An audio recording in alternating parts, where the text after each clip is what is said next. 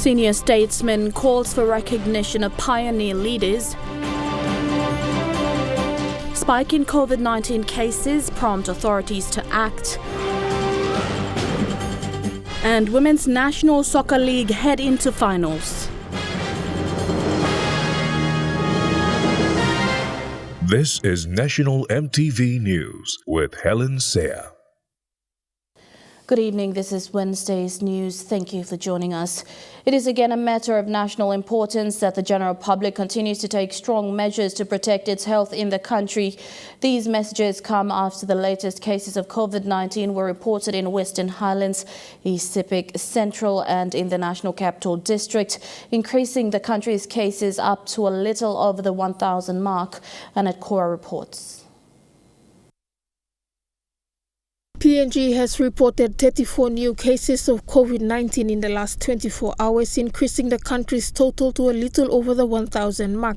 A recent statement from the Office of the National Pandemic Response Controller David Manning, after having been advised by health experts, issued a directive to the PNG Sports Foundation, directing them to provide for immediate access, usage and occupation of the Rita Flynn Sporting Complex to the NCD Provincial Health Authority. Understandably, this is due to the upsurge of confirmed cases in NCD that the complex is urgently needed. It is also understood that the isolation ward at the Port Moresby General Hospital and the Garawa Hospital are full at this critical stage, that Rita Flynn has to be made available as a temporary field hospital for COVID-19 patients, in particular so that both general hospitals can serve the public without risking the health of inpatients and staff. A report from Ambulance Service St. John indicates having already transported 8 people suffering from moderate to serious COVID-19 symptoms in the last 7 days. A further 8 people have already received treatment from St. John medical staff and are in home isolation under close monitoring of the NCD Provincial Health Authority. The Port Moresby General Hospital has also released a statement that they will continue to provide normal services amidst the surge in COVID-19 in the city. Whilst Garawa Hospital scales down, it is anticipated Port Moresby General Hospital will be stretched to see an overcrowding increase of patients, which could be a potential risk of spreading COVID-19. POMGen activated its surge plan last week to cater for increased cases and taking on the role of managing mild to moderate cases. Protocols are in place to protect patients from being infected and the staff as well whilst managing COVID-19 cases. Annette Cora, National EMTV News. Kina Bank House is now on lockdown after a COVID-19 case was reported to the building management today at 9 a.m. A notice from the building management said a clause on the tenancy agreement on infectious diseases was effective since 11 a.m. this morning. The building is now on lockdown for 24 hours for immediate sanitization in all common areas. Kina House building will be reopened for normal business operations tomorrow at 11 a.m. All staff and visitors are advised to refrain from entering the building until then. The mental health policy implementation was discussed yesterday. With COVID-19 cases increasing throughout the country, the Directorate of Social Change and Mental Health Services and medical staff around the nation need to strategize how to best help those who are struggling with fear, stress and depression. All regions were present on the virtual platform and the discussions were productive. Psychiatrists and medical officers from all 4 regions of the country joined in virtually for the mental health policy implementation. Guests also joined in from New Zealand and Australia to be part of the discussions. Particularly to roll out the Directorate of Social Change and Mental Health Services. And number 2, we had some strategies and objectives that the virtual trip to all these provinces, and that is within 6 months we wanted to do it. Hosted by the Directorate for Social Change and Mental Health Services, most of the discussions centered around understanding the past and what they will achieve in the future. While mental health services coverage in PNG is low, mental disorders and its traumatic effects are increasing drastically in homes, schools and communities with the growing populations. Clinical governance was highlighted by the country's chief psychiatrist, Dr. Monica Hagali. So the 2 most important things are in corporate governance, it's about the resources being managed the way they should be managed, okay? As cases increase around the country, the Directorate will work closely with medical officers throughout the provinces to help individuals combat the feeling of fear and depression. Then we also talked about the strategic objectives. How are we going to, in the midst of COVID, how are we going to reach the people, especially on the mental health area? So we were able to go very detailed with the other people joining us. Lilian Soperakenea, National EMTV News. The Cheshire Disability Services paid a visit to David Andrew, a person living with disability, after he visited them on 4 occasions seeking full-time residence. However, Cheshire Disability could not take him in because of the new Cheshire policy passed in 2010. All they can do now is to pay him visits and assist him whenever they can. David Andrews suffers from a disability showing symptoms of leprosy. He is currently living with his family. However, due to the ill treatment that he receives from his father on most occasions, like verbal abuse and failure to provide for his needs, caused him to seek residence at Cheshire Disability Services. Unfortunately, Cheshire's new policy will not allow for it. The new policy is aligned with the national government priorities and the international best practices, including the UN Convention on the Rights of Persons Living with Disability. We have seen that residential care settings are not the best things to do, and it's not something that should be encouraged. Actually, even the Papua New Guinea government does not encourage residential care settings according to their policies. It's also not in the best interest for the international community to encourage people with disabilities to be put up in homes which are then run by other people. It actually deprives them of their rights to enjoy their full potential, to exercise their family roles, and to also enjoy the time with their families. Because while you are in a residential care setting, you become limited to only a number of things that you can do. The team from Cheshire supported David with a new wheelchair, beddings, and a few food items to help him start off a small business. This is to allow him to live comfortably and independently. And we have also brought him some snacks that he can start to sell in order to make some little income that can help him to buy some small things that he might need. And we have also encouraged him that if he does well in making those sales good, well, who knows, we might reach out to other partners and they might actually back up his sales kitty, and he can just have a thriving business in the future. The actions have shown David that there are people out there who care for people like him. He is happy that his visits to Cheshire Disability has not gone unnoticed, and his grandfather shares the similar sentiments. Stuff makes me a bit happy because we have parents and even we don't care for him. So what Cheshire Home has brought up who's going to help me and help his father and his sister so they can, he will sell those small things there and support himself. Stop on moving around there. Postman untuk tiba iku antap stop back lantap because di sana market din mas untuk tinggi lo postman. Cheshire Disability wants the general public and the government to understand that people living with disability make up the economy, and attention and help should be given to them. So basically the government needs to invest more on rehabilitation.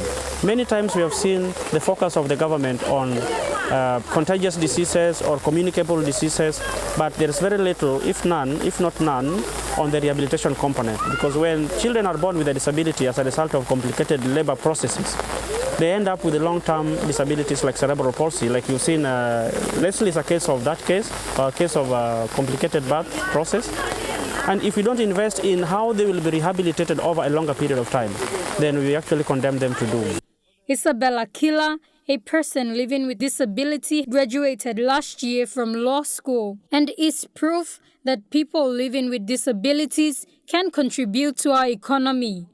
Gertrude Gabi, National EMTV News. One of PNG's senior statesmen, Sir Pato Kakaraya, says founding fathers, particularly pioneer legislators, should be given recognition for their contribution to nation building, and this should be catered for under the Retirement Benefit Fund or other legal frameworks, while urging the nation to be united and offer prayers for Grand Chief Sir Michael Somare, who is receiving treatment for pancreatic cancer. Sir Pato reflected on the time when he, along with Sir Michael and other pioneer legislators, stood for the idea of PNG gaining independence. Sir Pato Kakaraya, under the then Chief Minister Sir Michael Somare, was among pioneer legislators like Sir Julius Chen, Sir Peter Luce, John Momis and late Sir Yambaki Okuk at independence in 1975. Somare go past law Chief Minister. Sir Julius Chen, John Guys, Mipla member House of Assembly long Port Moresby House. Mi bro kigona mi bro kisim one minister na mi bro walk on the mix now mi bro kisim walk kigona planti man polapun long Bougainville John Momes mi lo inga na chete apol lo inga ya bagi gulo simbo na belly all way long goroga white man. All right, mi bro walk on there mi kona mi bro kim Mamalobe, you may constitution plan you may. Now you play stop long. Sir Pato was Wapinamanda MP from 1972 to 1987 and was a cabinet minister holding portfolios in the areas of environment and conservation, youth, recreation and women affairs. He has also contested to become the Governor General on a number of occasions in recent years but was unsuccessful.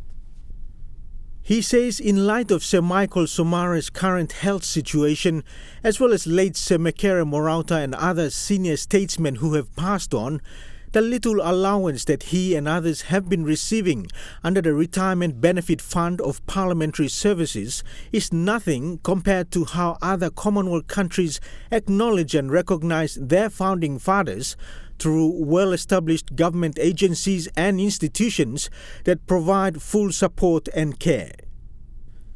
He urges the Marape-led government to look into this. Papa, lokarim pikinini tumbuna blo imi. Na pikinini cha lokarim pa mama time labun. Na mi blakisim independent now I may 400 fine that you go now. So government belong today. Ina bluki mi plan this mi blakis sikyo nogat. Agar belakandri boleh sahaja walking desal kain walk. Tapi apa pun ini ia belakandri na. Semari ko semane milak tok sore long. O people belum milong enga province Wapinamanda. Family belum tok sore long.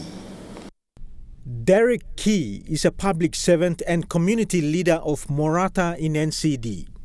Being a close associate of Sir Pato Kakaraya, he is concerned of recognition for statesmen, saying the government, through Department of Youth, Religion and Community Affairs or other legal frameworks, should keep proper data and better care for the pioneer legislators, including medical treatment and bills.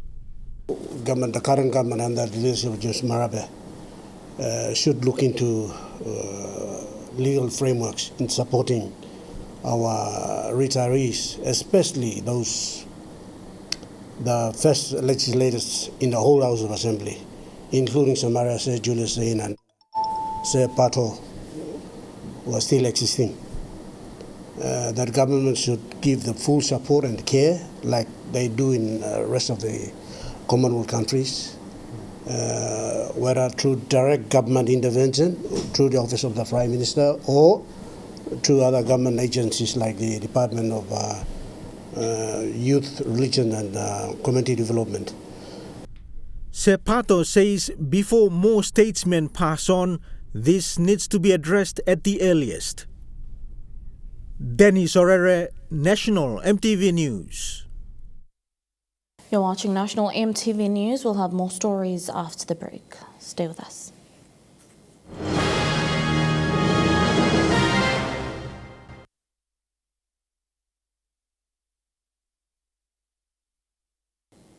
Welcome back. Ijivitari and Sinisine Yongomul districts were the latest districts to have their procurement committee members sworn in today. This brings the total to over 60 districts with their procurement committee members sworn in and over 30 districts yet to have their procurement committee established. These districts and provinces were urged to have their committee members sworn in as it is vital for service delivery at district levels. The swearing-in ceremony saw procurement committee members of both districts in attendance.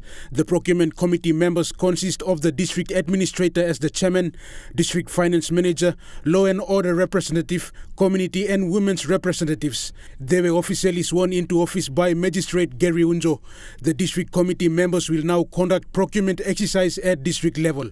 The board functions, the board has given to you already. So I congratulate you for taking that.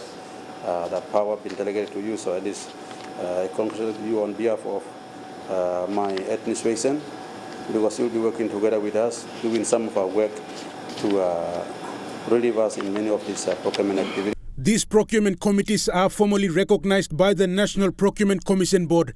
They were established through a formal request to the board, and it is a privilege that can be removed if processes are not followed. According to the National Procurement Act, the district procurement committees are allowed to procure projects less than 2.5 million kina, and there are penalties for members who are found to be not complying with existing laws.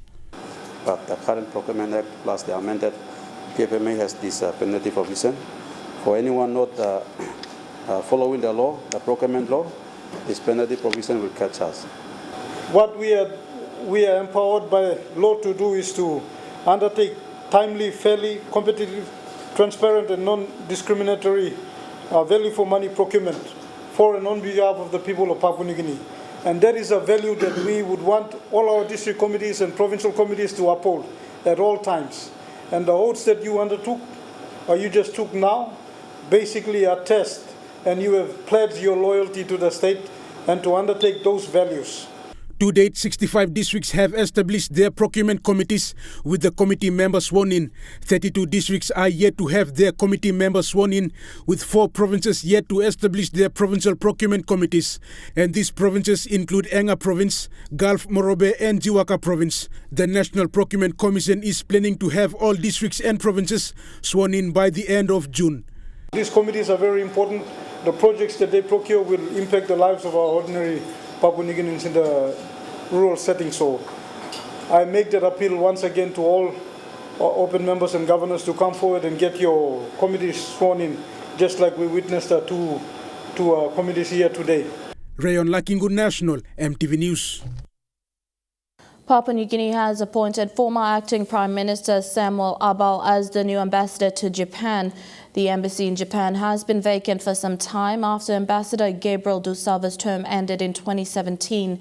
With the appointment of Sam Abbal, he is looking forward to add value to the existing Papua New Guinea-Japanese bilateral ties. Representing the national government at yesterday's commissioning were Elias Wohengu, Acting Secretary for Foreign Affairs and International Trade, and Minister for Foreign Affairs and International Trade, Soroe Ewe. Since independence, Japan has remained PNG's best friend and has assisted in many ways through its JICA or Japanese International Cooperation Agency. Therefore, it is crucial for the government to make important diplomatic appointments, and most importantly, to appoint credible persons for such roles. And now, Marape, Basel government, we recognize Japan as a very important trading and a friend, not only trading partner but as a friend, and requires highest level of appointment. There are offices in which we appoint various career diplomats.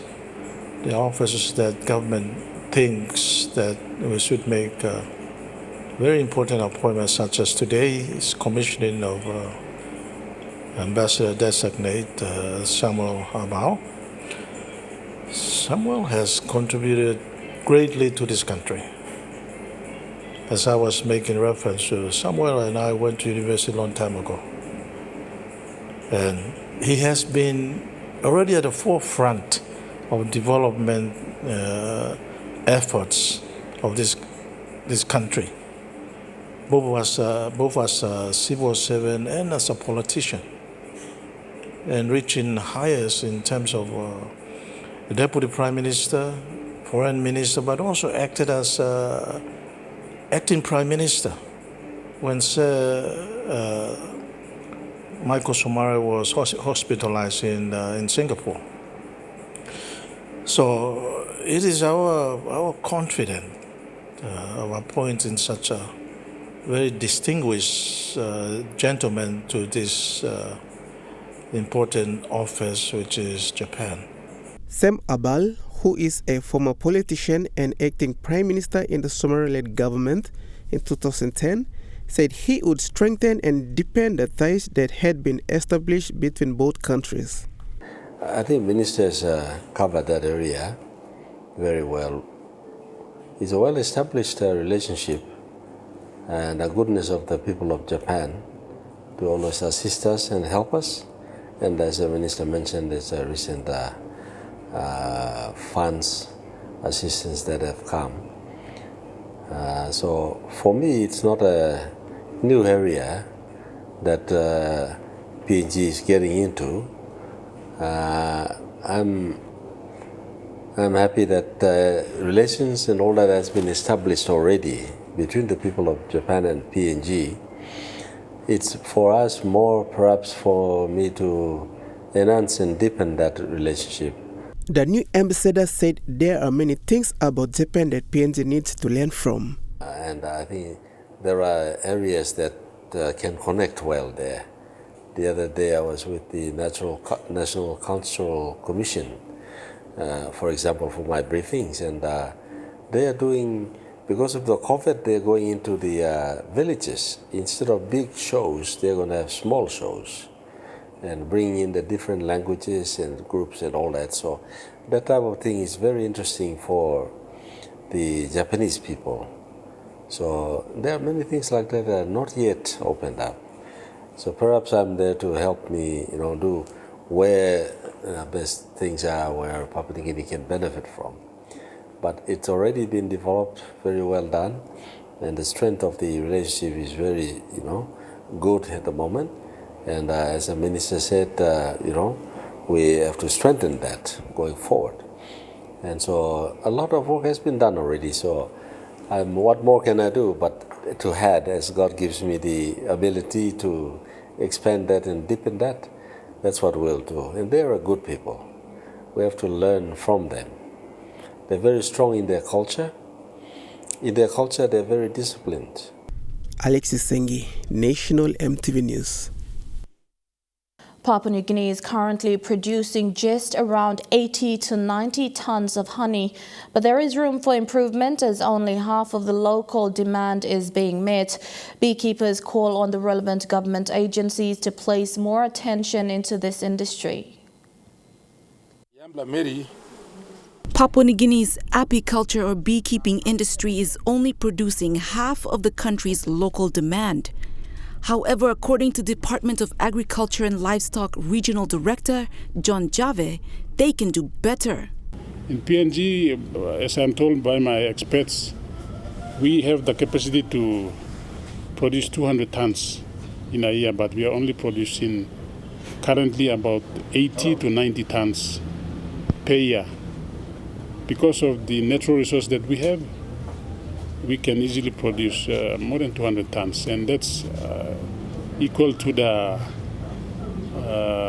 local need or demand of PNG. As more farmers venture into beekeeping, the need to support through providing a market is crucial. Over the years, this industry has greatly developed, and now beekeepers are calling on the relevant government heads and stakeholders to look into helping the industry. Government must put in money lo bee alone lo SME. Tapos less lo gimpla free. Okay, must put in lo SME. Now farmer one time but you one side lo SME, mi lo lead partner stop Pambla go through logo, some paperwork or Simon straight him, me play will have na Kisimplani B, na look out him B, na back him loan. So, I got him huge potential of beekeeping inside the country, believe me. But again, also me talk here. I'm supposed government believe me can look savelo desla. Prioritize him one area, and we can put him money blogan inside the agriculture. And be good play. It is evident that the PNG beekeeping industry has great potential to generate income for smallholder farmers and others along the value chain. However, it has struggled to grow with increasing pest and disease pressure identified as major threats to the industry's viability. Beekeepers stress that if more funding and attention was given, these hurdles can be matched and improved. As well as here in Papua New Guinea, you may supply honey blue, you may. Man, but you may make him good money straight here. Now you may can kiss him plenty money na emba come up commodity where I'm ready to export. Lilian Sopera Kenea, National EMTV News. And a documentary on beekeeping will be aired tonight on EMTV at 7 p.m. right after the news. The Livestock Development Corporation Limited today swore in the last two of its board members. They are Ian Mopafi and Connie Samuel.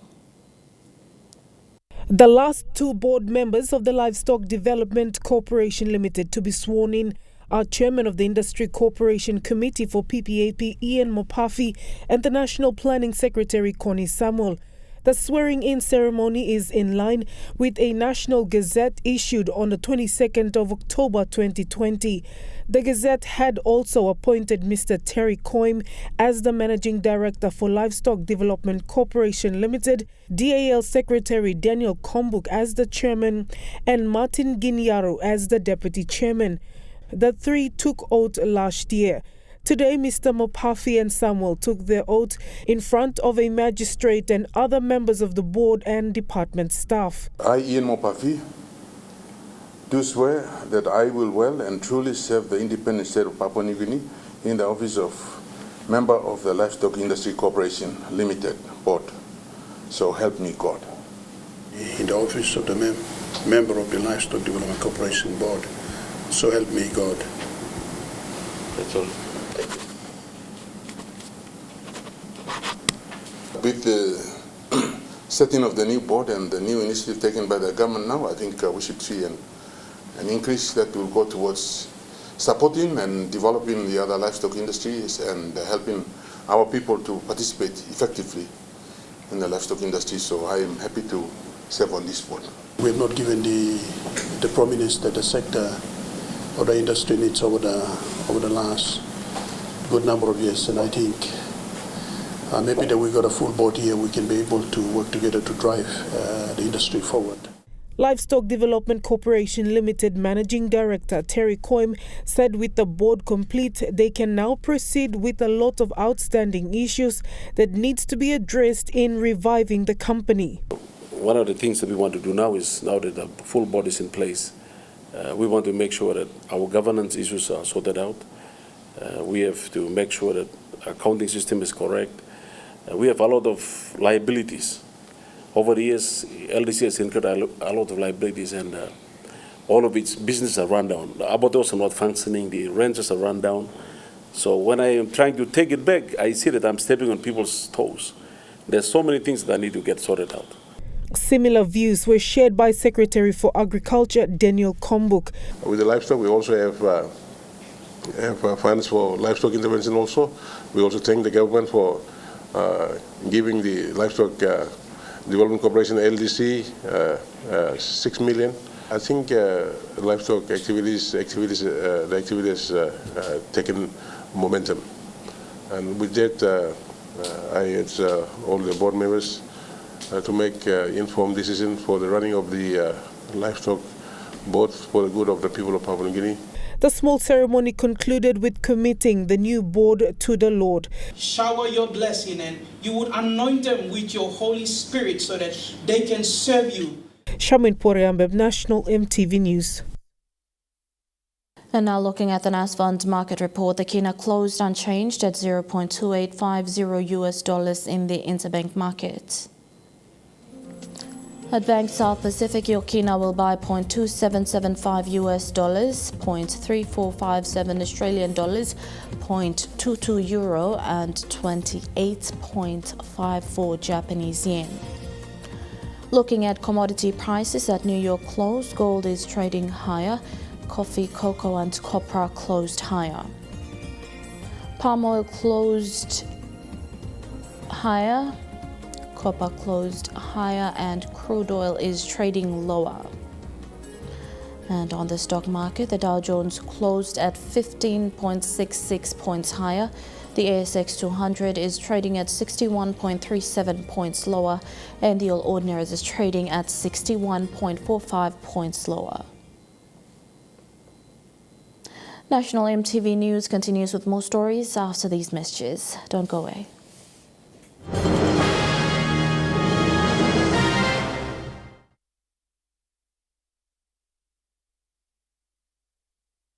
Welcome back to the news. Mount Hagen Traffic Office ended a 2-month program on traffic awareness today. The awareness is for pedestrians and drivers to know the traffic rules and signs when using the newly installed traffic lights in the city. Western Highlands Province has the highest number of fraudulent claims from the Motor Vehicle Insurance Limited, hence the partnership between MVIL and Traffic Police to address. Mount Hagen traffic officers were out on the road this morning at the traffic light areas, explaining to people the traffic rules and speed limits. Drivers are still breaking traffic rules by driving through red lights along the newly built ADB-funded 4-lane road that has caused fatal accidents in the last 3 months. So far, more than 10 people have been tragically killed either in car accidents or hit and run along the new 4-lane road. Airport kamantabla town and bulung speed signs all putim lo road stop all driving on bianim all speed nothing gonna plenty accident plenty die kama finis come lo crossings. Traffic lights now stop lo control all man lo walk about green light blow man and man by crossing road, red light and man by stop. Now all arrows blow car by go come lane, green light will driver go, red light will stop.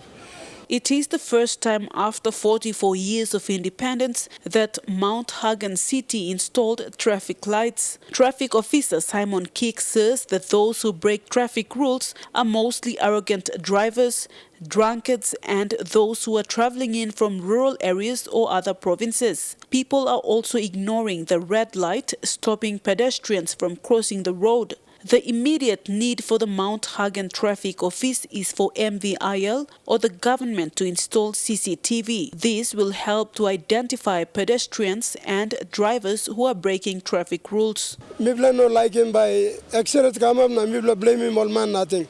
Government must look na put him as CCTV long these long crossings.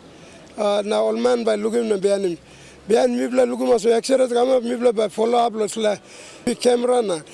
When recording stuff, was driver wrong or man wrong, by look na all man na MVIL has partnered with police by equipping the traffic department to ensure traffic rules are followed and proper and genuine accidents reports are filed and compensated while preventing fraudulent claims from proceeding. Currently, over 80% of motor vehicle accident claims are from Mount Hagen. Accident reports, police reports, are the #1 document that we get in our claims process.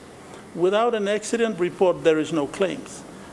Not even the doctor will come in or the lawyer will come in. So the accident report attended to an accident by a police traffic officer, getting all the necessary information, facilitates this claim. Vasinata Yama, National EMTV News, Mount Hagen.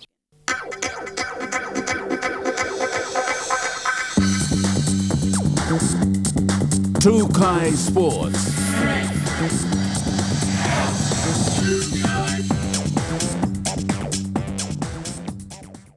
Welcome to Chukai Sports.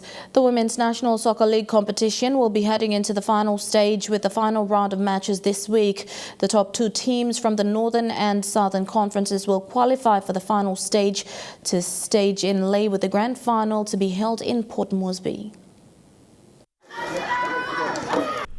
The Women's National Soccer League has been faring well throughout the course of the season since December 2020, but the season is drawing to a close with the finals just around the corner. Women's National Soccer League competition. As we all know, we are now heading into the final games of the competition in both conferences, in the Northern and Southern Conference. And as expected, we will soon go into hosting the finals for the season. The finals have been slated for the 13th of March, with the top two teams from the Southern and the Northern Conferences to play in the quarterfinals in Lae, with the grand final to be played in Port Moresby. For the finals, we will hold the semi-finals in Lae, like I said, on the 13th of March, and the finals will be brought back to Port Moresby here. So the losers of the semi-final match will contest for the third and fourth placing, while the winners will proceed on to the finals, the grand final match of the WNSL season. And they will battle it out for the first and second place. So that those finals matches will be held here in Port Moresby on the 28th of March. The competition has seen a lot of improvement in the standard of football by women in the competition, and the best performing players will be rewarded with awards promised by the Papua New Guinea Football Association. Apart from that, we have awards, individual awards and team awards that will be awarded to the winners, and that presentation will take place after the finals is held here on the 20th. The competition, despite having no major sponsor this season, had sponsorship in kind by business houses. And John Capinato, president of PNGFA, revealed that the prize money for the winning teams will be 80,000 kina, with the winner to walk away with 30,000 kina. For all the women, it's about 80,000 kina will be made available to the completion of the WNSL. The first champion will receive about 30,000 kina, the runners-up 25,000 kina, second runners-up 15,000, and the third runners-up 10,000 kina. So altogether 80,000 kina will be awarded in the completion of the WNSL. Fidelis Sukina, Trukai Sports. Deslin Siniu has seen it all, the struggles with the women's national football team and the triumph of the team's 5-time gold medal winning streak at the Pacific Games. Siniu, who played 16 years for the national women's football team, also as captain and senior player, says the new Women's National Soccer League will ensure PNG remains strong in the Pacific region and competitive in the wider Oceania against New Zealand. Again here. That was an important... The women's national football team have been labelled the Queens of Football in the Pacific, winning a record 5 gold medals in a row at the Pacific Games. Former captain of the women's team, Deslin Siniu, is now the vice chair lady of the Women's National Soccer League and says the competition is the right avenue to maintain their prominence in the Pacific and the Oceania region. This is the right platform to maintain our status quo as number one in the Pacific, because I believe other countries are also, targeting PNG, or well, they want to topple PNG. So in order to maintain our status quo, the WNSL is the right platform for women to participate in, so that we can, identify and pick the best team to represent PNG. Siniu was captain during the 2019 Pacific Games' 5th gold medal win and had been part of the team for the past 16 years, and says their only true rival is New Zealand, and the team had come close on many occasions, finishing runners-up to the team in the Nations Cup. I've been in the national team for 16 years. There's a lot of matches played during, and we've always been, runner-ups to New Zealand women. I think our best performance would be in 2007, where we held them to a 2-0 scoreline, and I think that was the best team that was put together. Hence, the WNSL concept is really good because of the momentum and the and that elite level that the ladies are participating in. I think the second best would be the Nations Cup. I think in 2010, where we kind of lost to them 3-0. So you can see that PNG has the potential to topple, our rival, the New Zealanders, and then that kind of paves the way into the Olympic Games or the World Cup. Siniu joined the executive of the Women's National Soccer League to help promote the concept and contribute to developing women's football in Papua New Guinea. I just wanted to be part of the women's committee to give that opportunity to our young girls, because during my time as a player, I wish that this tournament existed, because it was in 2010 that the first women's NSL was introduced, and we could see the benefits of that, because it kind of helped us in terms of 2011 Pacific Games, where we won in New Caledonia, and hence my I wanted to be part of the committees so that I could give back to the girls by setting a platform for them to participate in. Siniu has always been a leader and consistent mainstay in the national team. And with the road to the Women's World Cup in New Zealand drawing near, Deslin still has thoughts about getting back to playing. Okay, so you happily retired. You're thinking of going back and playing? Well, the thought is there, but we'll see how we go. Fidelis Sukina, Trukai Sports. Trukai Sports continues with more after the break. Stay with us.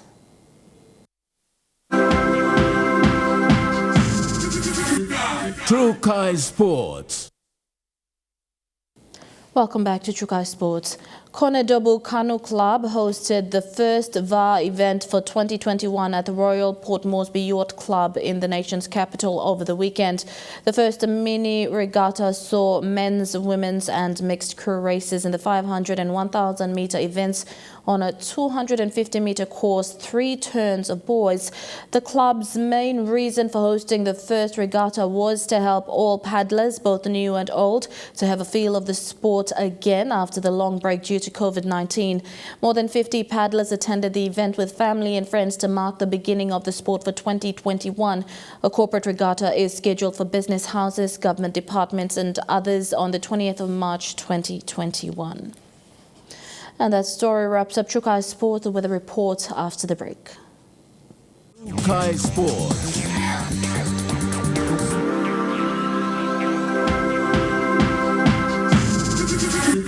Trukai Sports.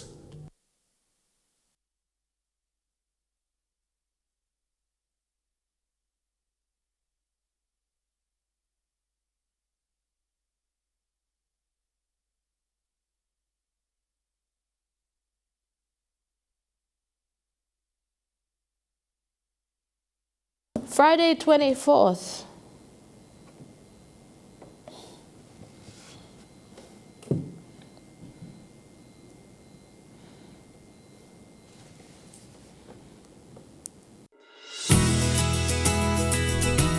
This weather update is proudly brought to you by MoniPlus, with you always.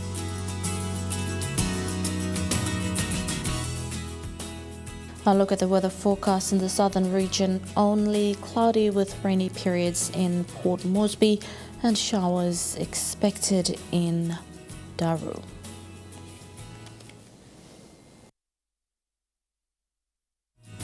The weather update was proudly brought to you by MoniPlus, with you always. And that's the news, sport and weather for Wednesday, 24th of February 2021. A reminder, EMTV documentary titled The Pollinators will be aired tonight at 7 p.m. The documentary was produced by journalist Lillian Sopera-Kenea and cameraman Paul Orr. Stay tuned for that right after the news. Good night.